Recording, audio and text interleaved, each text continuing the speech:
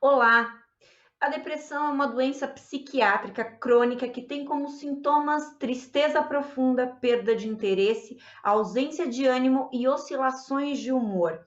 Muitas vezes é confundida com ansiedade, mas você sabia que alguns alimentos ajudam a combater a depressão?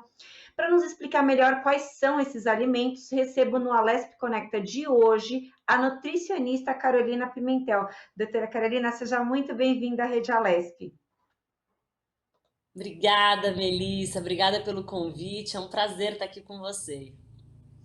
Doutora, algumas pessoas têm a tendência, algumas pessoas, eu acho que quase que todas, né?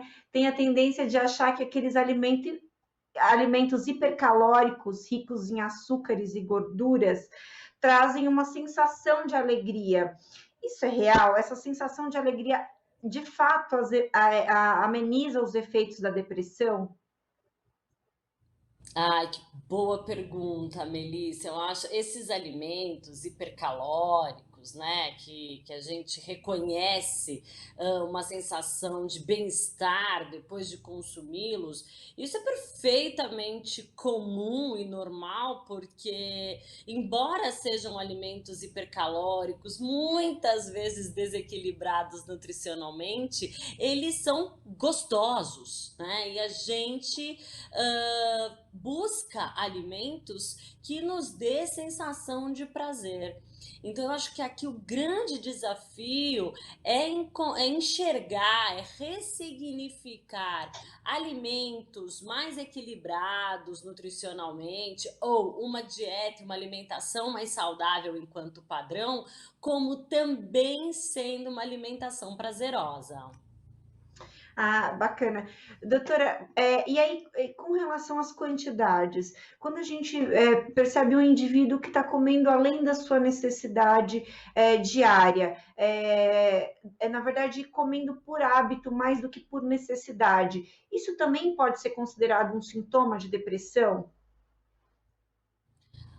Olha, a depressão, ela tem um espectro muito grande, né? Ela tem Uhum. diferentes, ela tem mais ou menos assim uma cartela de sintomas, mas com graus muito diferentes. Então, o psicólogo, o psiquiatra são os melhores profissionais para dar esse diagnóstico, né?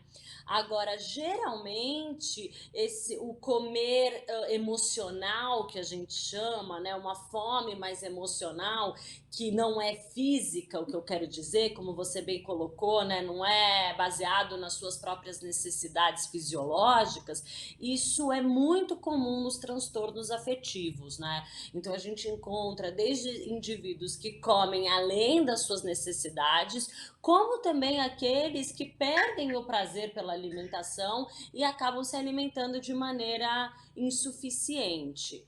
Por isso que uma das primeiras percepções é entender se a gente está buscando esse alimento ou se a gente está comendo, né, por fome realmente, ou seja, por uma fome fisiológica, e aí é fácil perceber, o estômago começa a fazer barulho, a gente sente dor de cabeça, apatia, cansaço, isso é fome mesmo, né? Ou se é um comer emocional, porque a gente está entediado, porque está feliz, ou porque precisa preencher algum vazio, alguma situação daquele momento.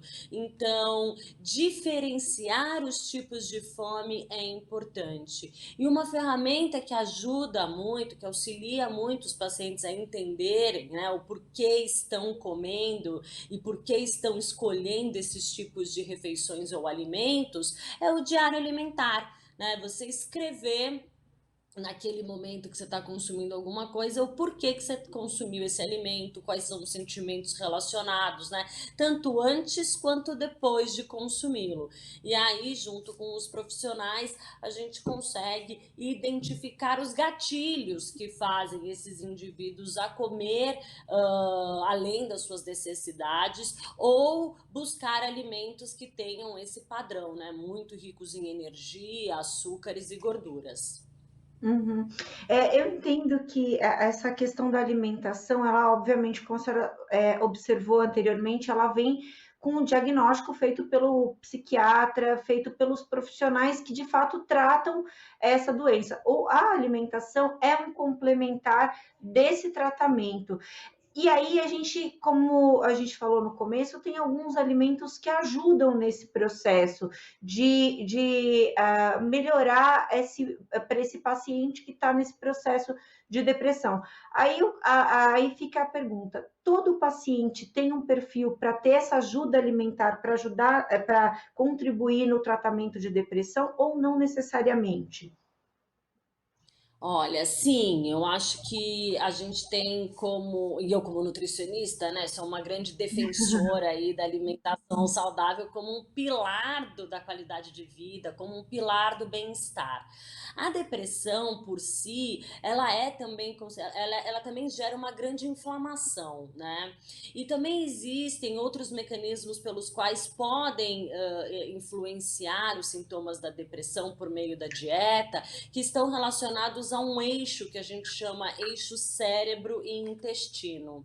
Então, o que a gente entende por meio de pesquisas, por exemplo, né? Claro, essas pesquisas elas são recentes, elas estão aí caminhando para evidências mais robustas, mas a ciência já tem apontado, por exemplo, que a nossa microbiota intestinal, ou seja, aquelas bactérias do bem que habitam no nosso intestino, elas têm um papel importante no controle desses transtornos psiquiátricos. Então, como eu disse também, a depressão também é uma doença inflamatória. Então, se a gente pensar num padrão de dieta e em alimentos que tenham o potencial de reduzir a inflamação e melhorar o funcionamento do intestino por meio da melhora da composição dessa microbiota intestinal, então, em teoria, a gente teria aí um componente importante no auxílio ao tratamento da depressão e todos os indivíduos poderiam, todos os pacientes poderiam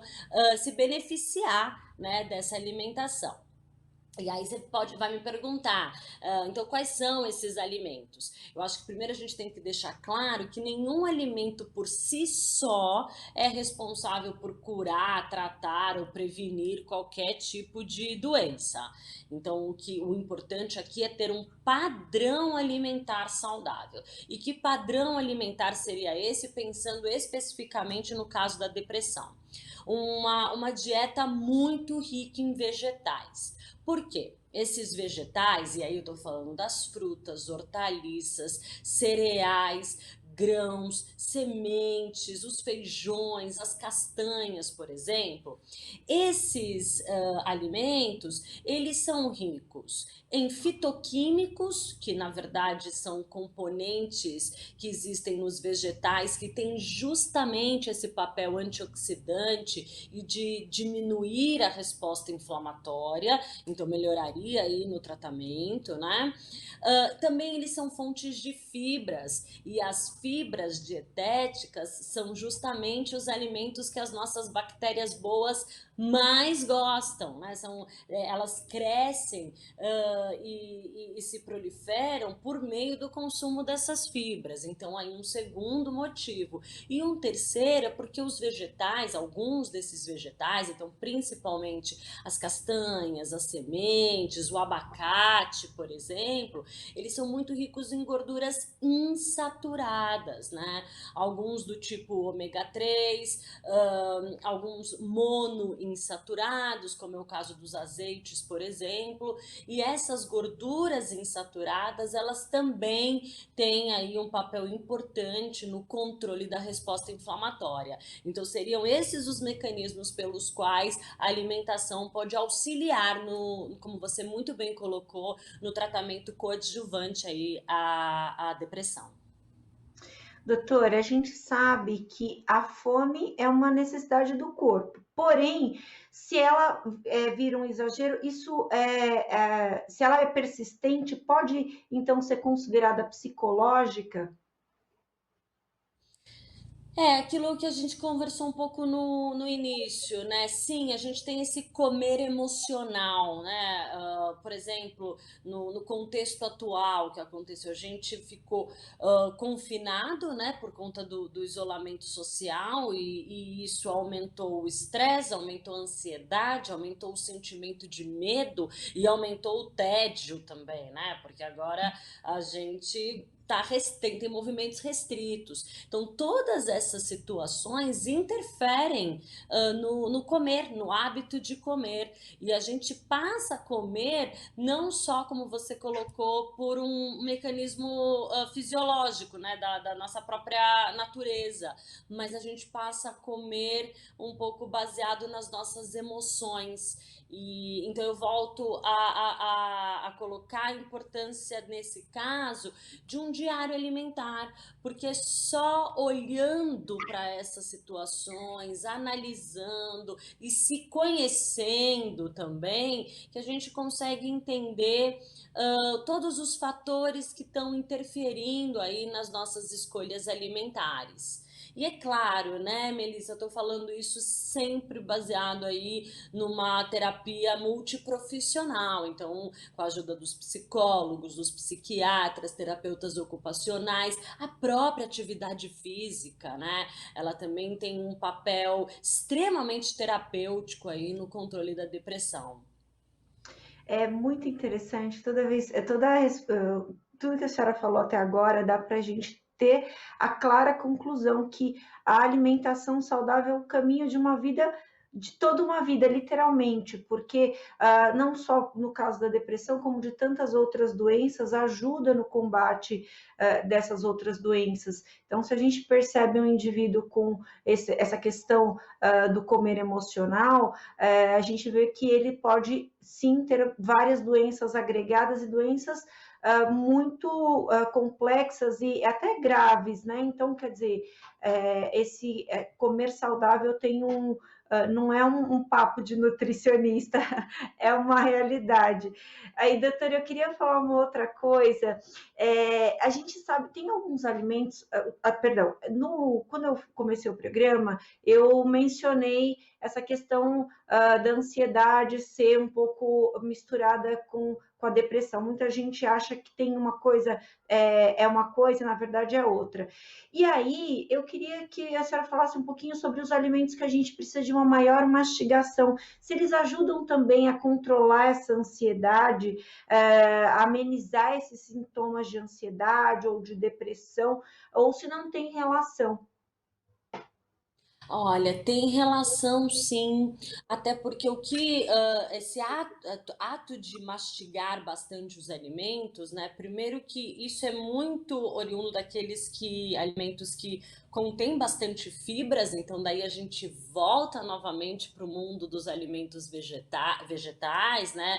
E é preciso encorajar esse consumo, né? E sempre como uma mensagem positiva, né? Vamos primeiro incluir. Você deixou uma mensagem também muito bacana, né? Sobre a importância da alimentação saudável, não só para depressão, mas para as outras doenças. Então, primeiro a gente precisa entender que esse hábito de mastigar bem os alimentos, ele está relacionado não só à própria composição desse alimento, então, de novo, rico em fibras, que vai ter um papel importante aí no funcionamento do intestino e pode melhorar os sintomas de transtornos afetivos também, mas também é aquele comer com mais consciência, né? Então, no momento da refeição, a hora que a gente mastiga muito bem os alimentos, a gente não só está fazendo uma digestão muito melhor, porque essa digestão começa na boca,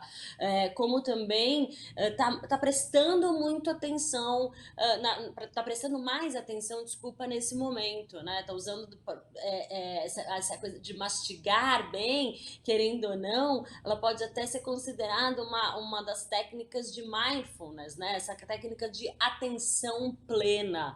E isso é muito benéfico, torna a alimentação mais saudável, torna a refeição mais saudável e ajuda, inclusive, a controlar o tamanho da porção e o tamanho das calorias e a quantidade das calorias ingeridas, por exemplo. Sim, é muito importante essa observação que a senhora fez agora. Eu sou uma paciente bariatrizada. No processo da bariátrica, uma das maiores dificuldades é a da mastigação. Então, depois que faz a cirurgia, a gente tem um período que tem vômitos constantes, tem um mal-estar constante, e isso tem totalmente a ver com a mastigação. E o paciente que chegou à cirurgia bariátrica é porque passou por aquele processo da ansiedade de uma maneira muito forte, e aí se tornou a doença da obesidade. Então, quer dizer, essa questão, eu acho que tem uma relação assim. Importantíssimo, até porque isso acho que é importante deixar muito claro, porque tem muita gente que faz a cirurgia achando que é um processo simples, mas esse processo de mastigação, por exemplo, é uma coisa que traz abstinência nos primeiros dias. Não mastigar no período de dieta líquida, por exemplo, as nutricionistas Uhum. pedem para a gente mastigar gelo para suprir essa falta da mastigação. E depois, quando vai readaptar os alimentos, tem também esse processo para reaprender a quantidade de vezes de mastigar corretamente para não se sentir mal. Então, não é fácil, não é difícil, né? Não, Melissa, esse depoimento é maravilhoso e você falou, não é fácil, é difícil. É verdade, ele se tornou difícil, porque na verdade a gente nasce já com esse instinto, Uhum. né, de controlar a nossa fome e a nossa saciedade. Mas a gente perde isso desde a primeira colherada, porque a mãe, o pai, o cuidador, ele vai lá e fala: come tudo, né? Come até o final, não vai levantar se não comer tudo. Daí aquela criança passa assim a vida à mesa e acaba perdendo esse reflexo natural que é dado, né? Que tem o início justamente por uma boa mastigação. Foi bem isso que você colocou e você passou por esse aprendizado, né? Por esse novo aprendizado, aprender a se alimentar novamente, né? Então eu imagino, eu sei, na verdade, o quanto ele é difícil, mas você é uma prova importante, né? Do quanto de que é possível também. É possível a gente ressignificar a alimentação, enxergar o protagonismo dos alimentos de outra forma, né? Entender que uma alimentação saudável, ela também pode e deve ser prazerosa, né? A gente não pode esquecer, doutora, que tem muita gente que tem o hábito de comer de pé, comer de uma maneira muito rápida. Isso tudo traz uma consequência também nesses fatores que a gente acabou de levantar. Então, é muito importante que a gente tenha uma atenção com a nossa alimentação, deixe aquele momento sagrado. Não é um momento de falar, não é um momento de comer e ficar andando, enfim, é um momento de você ter uma relação ali com a comida mais saudável possível para que você não tenha consequências, não tenha problema e consiga absorver aquele alimento da melhor forma.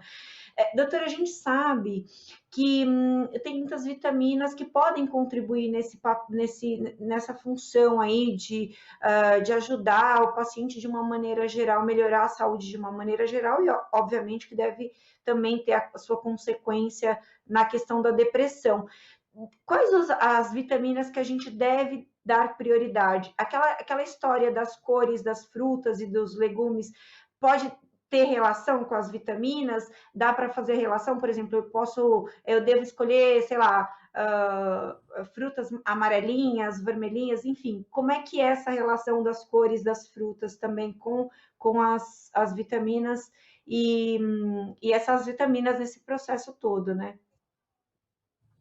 Ai, ótimo, Melissa. Sim, as cores elas têm um papel fundamental na alimentação equilibrada. Então, quanto mais colorida, mais a gente está acessando essa cartela de nutrientes. Eu sempre digo que uma boa refeição ela tem no mínimo 5 cores e dá para a gente fazer essa analogia da cor com o nutriente que a gente está acessando, sim.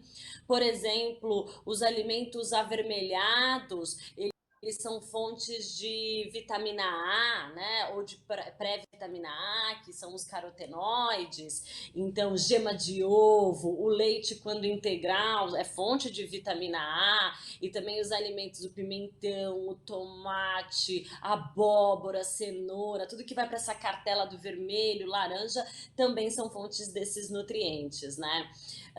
Então, a gente tem, por exemplo, os vegetais verde escuros como fonte importante de ácido fólico. O ácido fólico é uma vitamina do complexo B essencial na gestação, né, e para as tentantes também, mas, sobretudo, para aqueles que têm algum dos sintomas ou diagnóstico de depressão. Né? Não só o ácido fólico, como outras vitaminas do complexo B são muito importantes, como a vitamina B1, que a gente encontra em cereais integrais, por exemplo. E aí, trazendo mais para o mundo, né, para esse universo da saúde mental, então o mineral como o magnésio é de muita importância, a B9, né, o ácido fólico, como eu comentei, outras vitaminas do complexo B, como a B1, mas também o ferro e vitaminas antioxidantes que são importantes, como a vitamina C e a vitamina E. A vitamina C a gente encontra em alimentos frescos, frutas e hortaliças, principalmente as frutas cítricas, né? E a vitamina E a gente encontra em alimentos vegetais mais gordurosos, então o abacate, os óleos e os azeites. Muito bem. Doutora, tem algum alimento que que está proibido para quem tem depressão? Algum alimento não é recomendado? Não, não necessariamente. A gente não tem nenhum alimento proibido. O que a gente tem de novo, né? Precisa evitar esse padrão alimentar, essa dieta que é muito rica em calorias, açúcares e gorduras, né? Que no final do dia a gente tem esses alimentos que só tem esse açúcar, gordura e caloria e não tem nenhum desses micronutrientes, não tem nenhuma dessas vitaminas e minerais que eu mencionei que são tão importantes. Então, muito mais do que proibir, é a gente trabalhar, começar esse processo de incluir esses alimentos que têm um papel protetor, não só à saúde mental, mas como a diversas outras doenças, principalmente as doenças crônicas. Ok. Doutora, um dos fatores que a gente sabe que é importante aí no paciente que tem depressão é a dificuldade de dormir, né? Então, e aí eu queria saber se os alimentos têm também podem contribuir com relação a essa questão do sono saudável.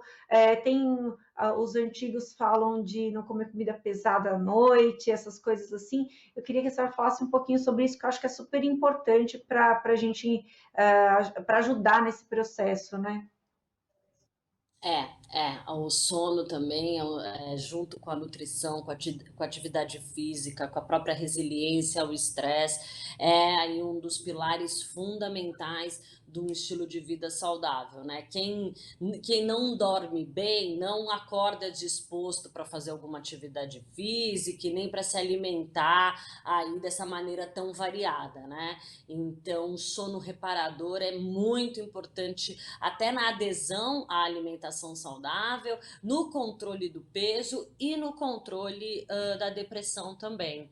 Só para trazer um dado para você, os Estados Unidos fez uma análise bem completa para tentar relacionar, né, a etiologia assim, o papel do sono na etiologia da obesidade, e eles mostraram que as mulheres que dormiam entre 7 e 8 horas foram aquelas que tiveram o menor ganho de peso em 18 anos. Então, assim, o sono é uma variável de saúde muito importante.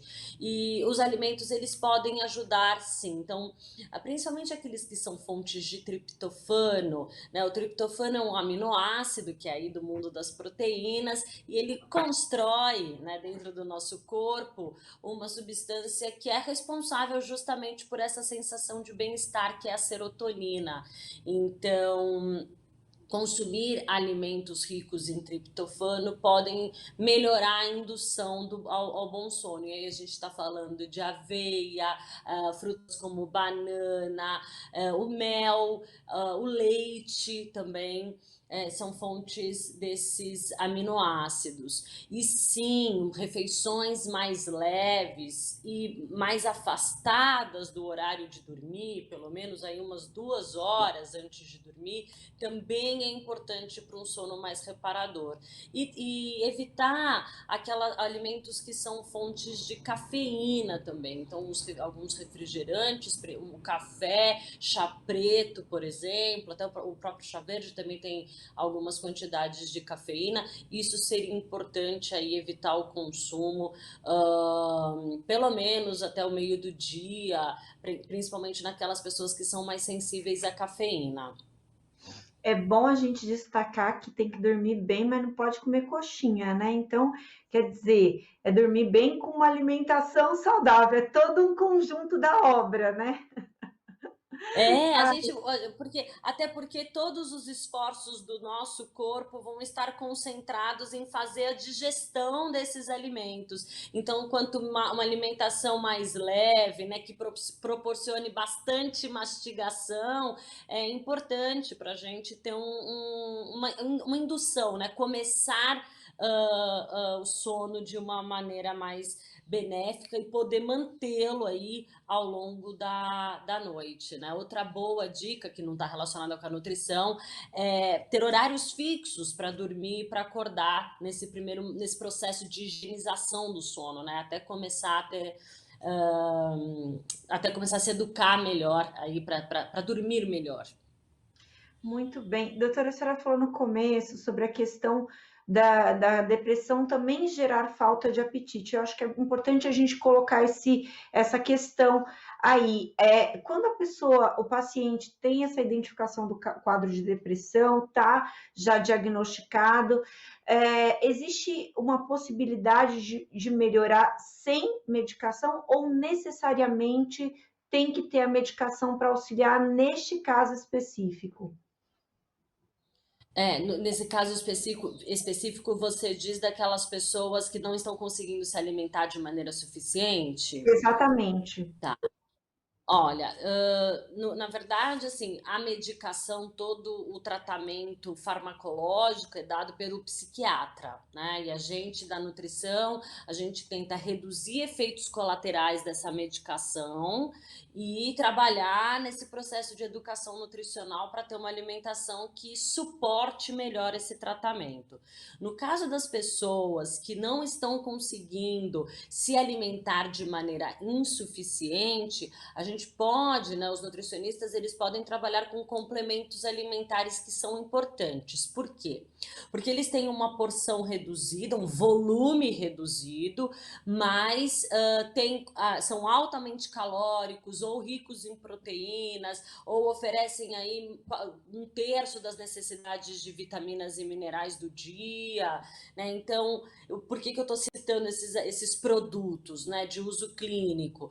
Porque a gente pode indicá-los no volume para aquelas pessoas que não estão conseguindo se alimentar, então elas vão ter uma restrição de volume, né? E num volume menor a gente consegue entregar muito mais nutrientes. Então aí sim, existem essas ferramentas que nos auxiliam até o paciente voltar a se alimentar de maneira correta, redescobrir esse prazer na alimentação, né? A gente não pode deixar esse indivíduo em carência ou que essa carência se agrave. Então a gente usa suplementos e complementos nutricionais no caso. Doutora, eu tenho um minutinho mais de programa e eu queria que a senhora desse uma dica do cardápio da felicidade ali, rapidamente, café, almoço e jantar, o que a gente não pode dispensar? Ah, tá bom, Melissa. Bom, então eu vou começar falando que o cardápio da felicidade é você encontrar dentro dessa cartela de alimentos que eu coloquei, né? Frutas, hortaliças, cereais, grãos, feijões, castanhas, sementes. Encontrar, óbvio que eu não citei os alimentos de origem animal, mas eles podem ser incluídos também para quem deseja, de maneira moderada, por exemplo. Mas é encontrar dentro dessa cartela aí de alimentos preparações e modos de apresentação que você goste muito de comer. Então, um café da manhã, né, que tenha sua porção de fruta. Eu gosto muito da aveia, né, porque daí já é um cereal integral que a gente consegue começar bem o dia. Pode ter sua porção de leite ou queijo também, né? No meio do dia, para aquelas pessoas que sentem fome, consumir uma castanha ou uma semente é importante, lembra? Tem aquela gordura boa que também ajuda a tratar esses sintomas. Na hora do almoço, a gente começar por um grande prato de salada, né? Por quê? Porque essas folhas a gente precisa mastigar, então lembra, a mastigação é importante, né? Induz esse processo de comer com uma atenção mais plena, oferece mais fibras também, mais cores à nossa dieta. E aí a gente pode transformar essas saladas com molhos, com acessórios que elevem aí o prazer dessa alimentação. Arroz, feijão, uma proteína, para quem segue esse tipo de alimentação, um outro legume ou uma hortaliça refogada compõe muito bem o prato do brasileiro e é saudável. E aí, para dormir, agora que a gente está chegando, né, no outono, nos dias mais frios, uma sopa mais completa, então misture aí 2, 3 cores de hortaliças ou legumes nessa sopa, enriqueça também, né? Pode ser um queijo coalho em cubinhos, pode ser umas sementes tostadas, pode ser até uns croutons, né? Uma torrada, pode ser grão de bico assado no forno que ele fica crocante. Então aí seria um dia bem nutritivo. O que é interessante é você variar texturas, variar sabores, variar cores e encontrar aí bastante satisfação nessa alimentação. Doutora, eu queria muito agradecer a sua participação aqui no Lesp Connect, e foi tão rápido a nossa conversa, tinha tanto ainda para conversar. Em outra ocasião a gente volta a falar sobre esse assunto, porque eu acho que é tão importante a gente ajudar as pessoas, de repente dar um clique ali do que escolher na hora da feira, do que escolher ali no mercado para ter uma alimentação saudável, ficar também em paz com o corpo e com tudo, com o desenvolver do ser humano. Muito obrigada, doutora, muito obrigada mesmo. Melissa, eu que agradeço esse espaço, em poder contribuir, mandar uma mensagem, né, de saúde para todos os teus telespectadores. Obrigada e obrigada por ser essa facilitadora, né? Passou rápido porque você me ajudou muito. Obrigada. Obrigada, doutora. Esse foi mais um Alesp Conecta. A gente falou um pouco dos alimentos que ajudam a combater a depressão com a doutora Carolina Pimentel, que é nutricionista. Você fica agora com a programação da Rede Alesp. Você pode rever esse programa e outros programas da Rede Alesp nas nossas redes sociais. Obrigada e até a próxima.